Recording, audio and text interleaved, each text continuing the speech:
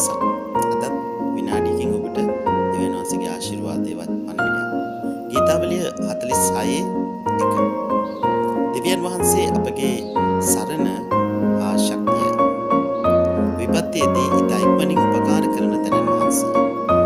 අද ඔබ කුමන අභියෝගයකට මුහුණ දුන්නත් ඒ තනිවම දරා ගන්නට යන්න එපා.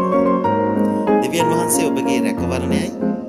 ඔබ උන්වහන්සේ කෙරෙහි විශ්වාසය තබන විට අවශ්‍ය ශක්තියත් මඟ පෙන්වීමත් නියම වේලාවේදී දෙවියන් වහන්සේ ලබා දෙන්නට යනවා. ගැටලුවට වඩා දෙවියන් වහන්සේ විශාලයි. අදත් වහන්සේ ඔබ සමග සිටිනසේක. දෙවියන් වහන්සේ ඔබට ආශිර්වාද කරනසේක.